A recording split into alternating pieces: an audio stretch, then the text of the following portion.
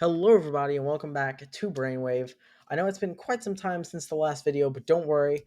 More content is coming on the way. More Five Nights at Freddy's related content and more movie trailers to go through.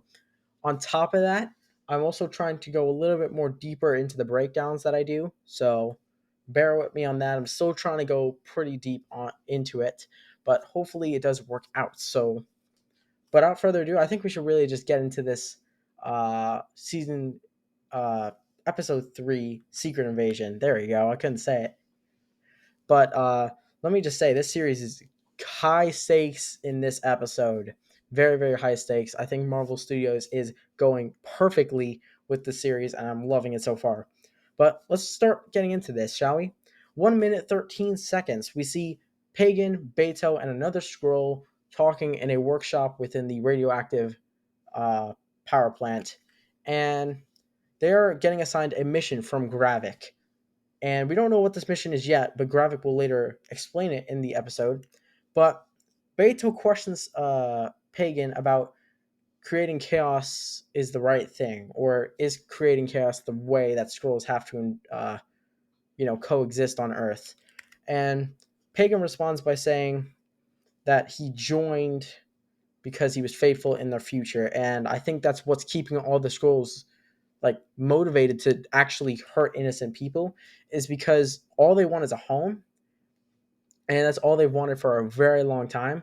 So motivating their motivation is keeping them and allowing them to stay focused on the end goal, and they'll do anything to kind of get there. It's kind of showing here because Beto goes along with it, and it's kind of crazy to see that. But another thing it actually does show is confidential files. There's confidential files on soldiers that have been, uh, I think, deceased. I think deceased or either taken out. I don't really know, but they're gonna use these soldiers and infiltrate as them, which is kind of crazy. But what's going to happen is they're actually gonna attack the UN target from a submarine called Neptune. And the reason we know this is because of the next scene where Gravik meets all of the council leaders in the secret lab where he talks about the Super Scrolls project for the first time. Thank God he actually said Super Scrolls. I'm so happy. But we see in the room how there's no one there. Uh, Dalton is nowhere to be seen, I think, in this scene. Dalton's nowhere to be seen, and the other people working on it are nowhere to be seen. And it's kind of crazy because you'd figure that uh, Gravik would just have all of his people working there when they showed up to, set an example, but he doesn't. So that's kind of crazy. And he says that in order to stop the superheroes of Earth from attacking, they have to become super themselves. And it's going to get very, very crazy when you hear that because that is crazy. But like I said, Gravik explains that Beto, Pagan, and the other Skrull are going to infiltrate the Royal Navy and attack the UN target. Now, we later end up in the scene in New York. It's 6 minutes and 31 seconds. We see Nick Fury entering this coffee shop in 1998. And we actually see him enter this coffee shop after it's raining, and he meets up with Vara. This is the scroll that we saw him introduce Gravik to. Um, and she actually gives him information. She gives him information about Dracoff. If you guys don't know who Dracoff is actually the creator of the Red Room, where the Widows were trained to become basically assassins. So that's linked to Black Widow, and it's kind of crazy to see that because Black Widow, I think, doesn't take place for a little bit after this, but it just goes to show you how much the scrolls really had to do with taking out the Red Room. So it's kind of crazy. But eventually, they talk about getting together. Vara says that there's nothing keeping them together because she is technically not a part of a group with Fury. And then we cut to the scene of them in their kitchen. Vara talks about the news channel mentioning World War III, and that's because of I believe the Fox one is talking about this, the FNX, I think. But she says how it's considered poison. Now, poison is kind of an ironic word to use because that's what Gravik's kind of using, if you guys don't notice. And, Gravik's kind of slowly trying to poison the population with his scrolls. So it's a really, really weird tie in there. But after this, Fury talks about him retiring from being on Saber, the space station, and all of that stuff. And Vara actually doesn't admit to this, and she talks about what he will do for the downtime. And I think this just goes to show how much Vara knows Fury, because let's be real, Vara is never going to see Fury like ever stop. Even he said that to Rhodey last episode, and there's something crazy going on there. But Fury's never going to like stop. And I think Vara knows that. However, Fury actually asks her a question about Gravik because he wants to see if she has fallen to Gravik's leadership. And eventually, they go on about arguing about how Fury wasn't there, and she actually avoids his question, so she does not answer it. And if you know, Fury was talking about lying last episode and how he knew that how absurd a lie was. Now, although this one's absurd, it's a little bit more difficult because it's true. Everything she's saying is true, but at the end of the day, we know it's a lie. And we'll figure that out later in the episode. But she talks to one of Gravik's agents, I'm assuming, on her Samsung flip phone. I think it's one of those things.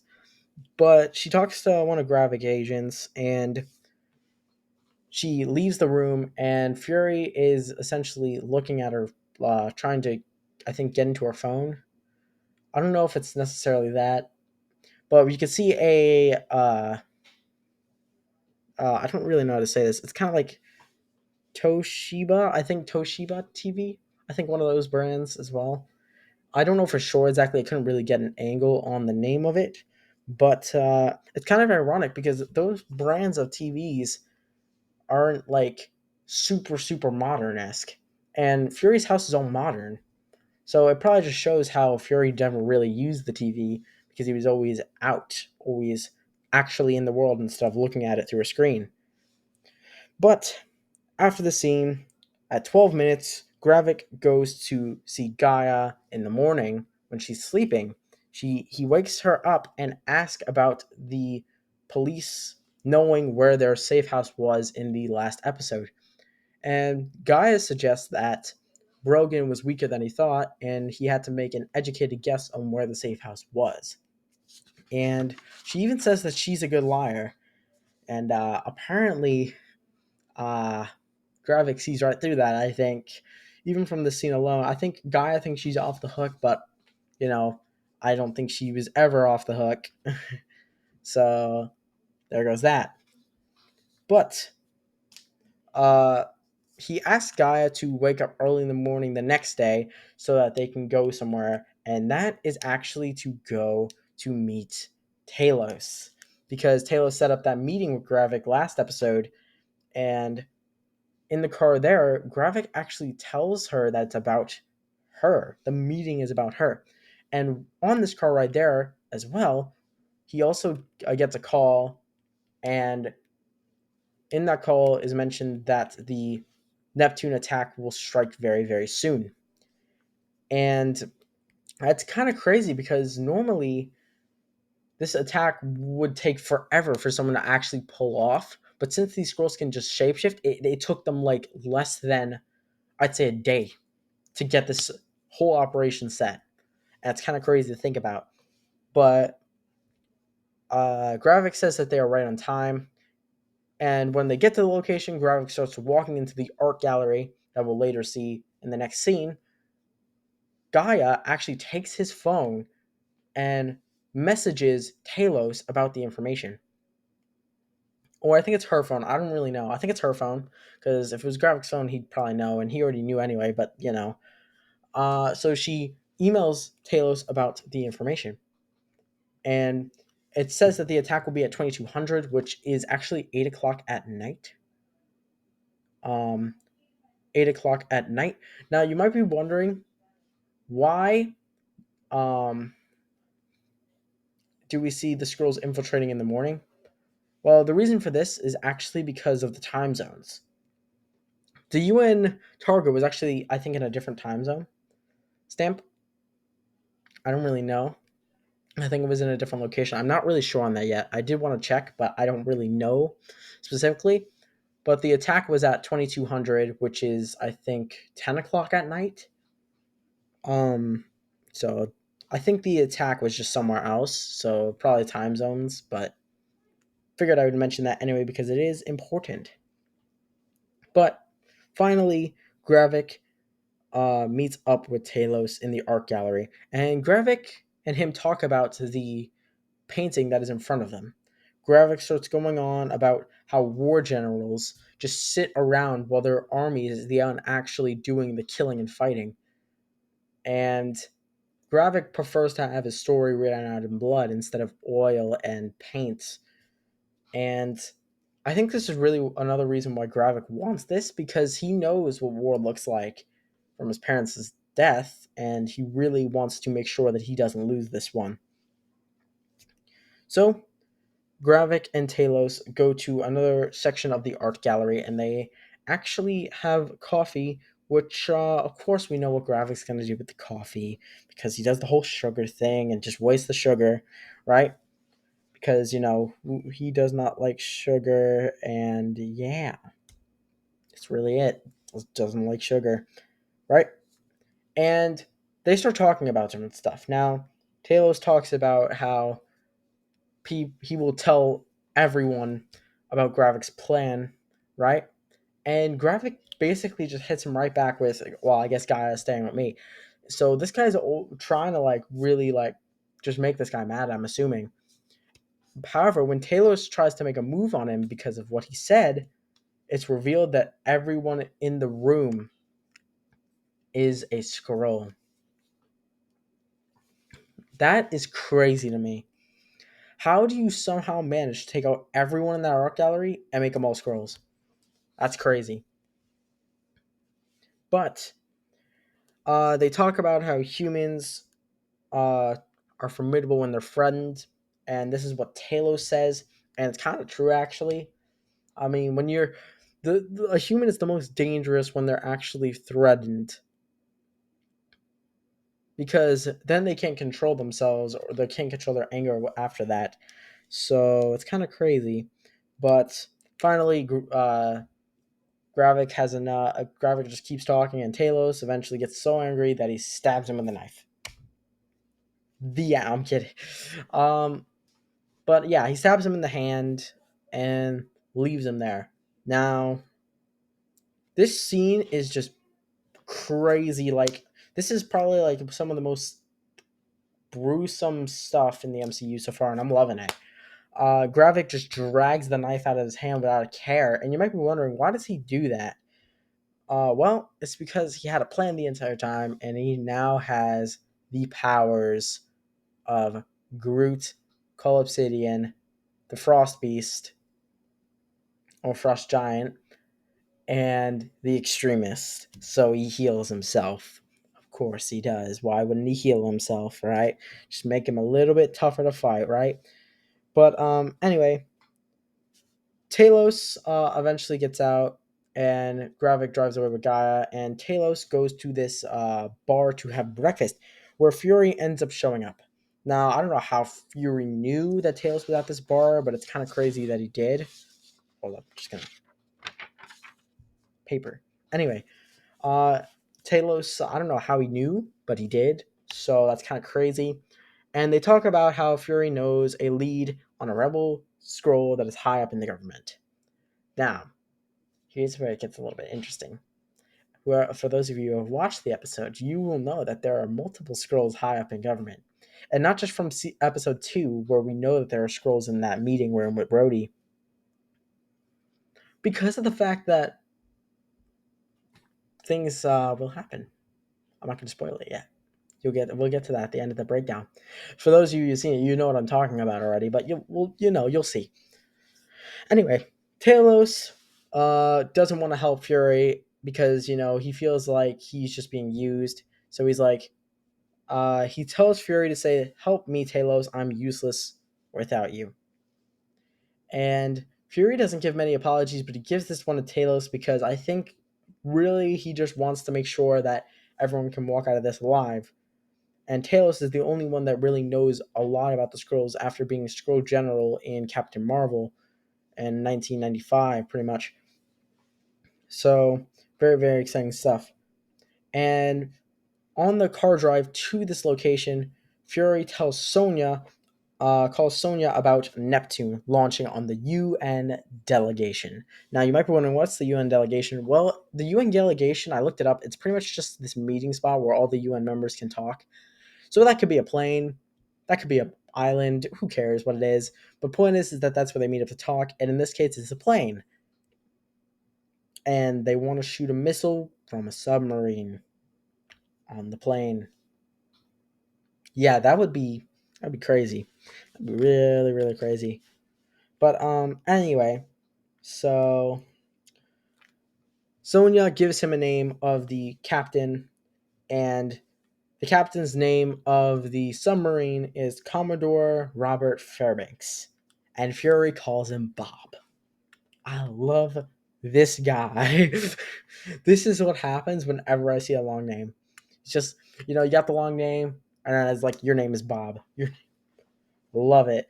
But Talos and Fury get to this location that Sonya sends him, and Fury and Talos talk about dogs. And during the scene, Talos and Fury just act like an old married couple. It's so great. So beautiful. But we actually finally get a reveal on why Fury was so high in the ranks and why Fury was Fury.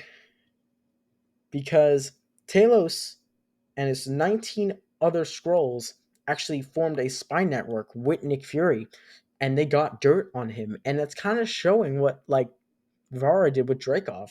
I mean, Fury didn't know anything about this Red Room until Vara gave him information about Dreykov, and it's crazy to think that all of this entire time throughout the MCU, the reason he knew so much was because of the Skrulls. I mean, and now it just makes you question, like, was there a Skrull in Iron Man?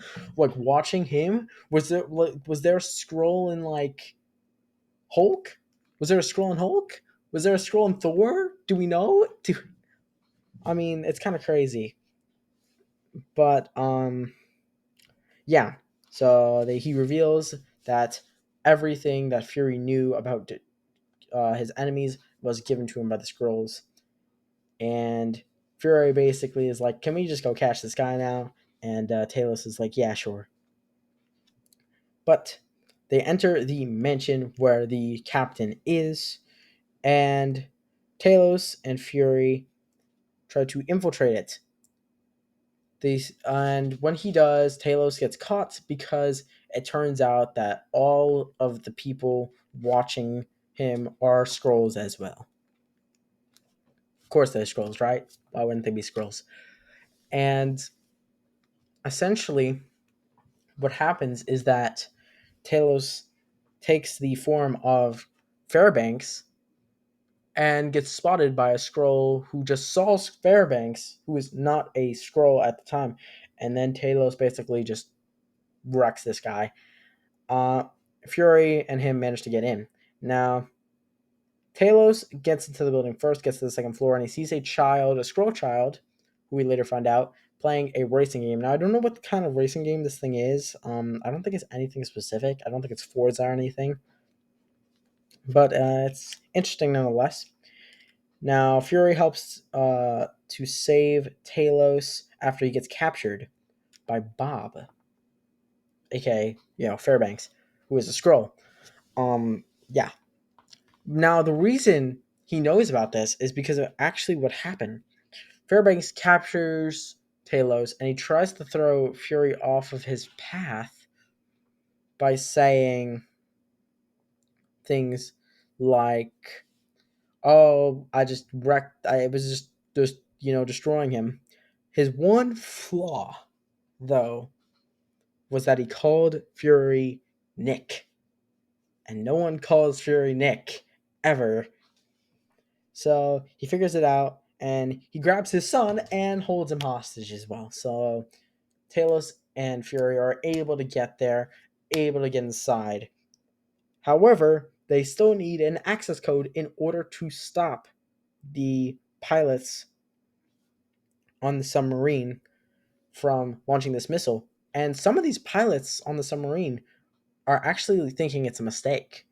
It's kind of crazy to see that because you know that there's definitely people on that ship that are maybe even scrolls and we don't even know about it. And it's like, are there scrolls on that ship? Are people just listening to orders, or like, are they do they have morals? But yeah. So this happens, and Fury and Talos try to get the access code. Now, Fury Talos says that he's not going to kill his father. However, of course, Talos, Fury's interrogating him. He shoots him in the leg. Doesn't say anything. Then Bob starts talking about Talos being a bad general, and then says his daughter. Bang. So, man, all you gotta do is say Talos' daughter, bro, and he's just gonna go crazy on you. But speaking of Talos' daughter, since they cannot get the code from Bob, they ask Gaia to go get it from the memory chambers that we saw in episode 1. So Gaia does that, and they find out that the code is Zachary, which was actually the name of the Sun Scroll, which is crazy. But after this, Talos says Gaia to escape the compound, and as she is doing this, uh, as she is doing this, she runs into Gravik, who flashes her while she's on her dirt bike and falls off. And the thing is too, she made it out of the compound, bro. She made it out of like almost entirely, and Gravik was just there waiting for her. Now Gravik talks about you know the attack and stuff like that, but he says it was all a setup to find the traitor because that plane would have been valuable. That is crazy. Man, Gravik might be like top tier MCU villain, like maybe even top 10, because Gravik's always one step ahead. And not even like, oh, Ultron, like, oh, Ultron was there. He had a whole plan the entire time. And he's not as smart as Ultron, like, entirely, right? But for being a scroll who doesn't know anything, like who got taken away from his parents at a very, very young age, he's really, really smart. He didn't even, that whole attack was just to find the traitor. And he pulled it off. But Gravik shoots Gaia without letting her finish her sentence. And she says that, will you be the Scroll's biggest ally or biggest enemy? Or something on the lines of that. That's basically what she was saying, though. And what happens is she gets shot. She turns back into her Scroll form because that's what happens every time a Scroll gets shot. Because that makes sense. I just felt something. Thought I rolled over something. Whatever. But after that happens, Gaia shots. She's bleeding on the ground. Now, I'm not too worried about Gaia's death because we do see Gaia's character in more trailer scenes, so we know she's coming back at some point, right? But honestly, this scene still felt crazy to me because of how cold it was. Man didn't even let her finish the sentence and shot her just right there. He was like, "Yeah, I got a job to do. Like, let me just boom, let me just leave now." It was crazy, I think, and it really shows how high the stakes are because first of all, the UN delegation. It was either Gaia didn't get shot or the UN delegation starts World War III. Pick one. Um, but yeah. Then finally, at the last scenes, we see Vara going out to this vault, and it turns out that she is working with Gravik. Who knew, right? And she talks to one of his agents while she is retrieving a gun from the vault. And you're never gonna guess who this agent was. It was Rhodey. Man, it was Rhodey this entire time. I called it. I said it. I knew it. I'll get my money later. I placed bets on that too. Like, my God. Oh my God. We knew it was Rhodey too. Obviously, we don't know if it's Rhodey because we just hear his voice, but man, that voice sounds really like Rhodey. So it's kind of, I think it's Rhodey at this point. And that's crazy because we saw Rhodey in Endgame, and he watched Iron Man die. Was that even Rhodey? Was that a Skrull this entire time? I mean, it would make sense for a Skrull to take over Rhodey because Rhodey didn't have powers, and he was just a Skrull. Rhodey, remember at this time, Skrulls couldn't take over powers, so Rhodey must have just been a Skrull in the suit. That's crazy to me. That's crazy. I don't think Rhodey was a Skrull the entire way, but I do think Rhodey was a Skrull. For some point. I mean, I'm assuming before Endgame, or maybe even like after Endgame, right? But man, that's a crazy way to end this episode. These episodes are only getting better, man. I highly recommend this series. This might go down as one of the best Disney Plus shows ever, or at least Marvel Disney Plus shows. And my God, it's getting crazy. I'm so excited, man. On top of that, I also want to do some more like I want to see if I can get some more Marvel related stuff going, and not just movie like trailers and reaction stuff. I want to see if I can get some other stuff going. I'm still talking to Wolf, and we should be setting that up in like the next couple of days. Like hopefully he should be on one of these videos soon after like 10 years. It's finally happening. But yeah, so that's gonna be very very fun. I want to see if I can do some more Marvel related stuff, DC as well. I know Flash came out recently. I haven't got a chance to see it. I heard it kind of bombed, which is unfortunate because I'm assuming that movie was pretty decent. I mean, I'm not a fan of DC movies, but I think that movie was, from the trailers alone, it looked pretty good. So I don't know how it kind of bombed in the box office, but top of that, Indiana Jones recently released. Might do a breakdown on that. I'm still trying to remember, guys. I can't show you the footage on the screen, so I'm still trying my best here. I believe me, I am right.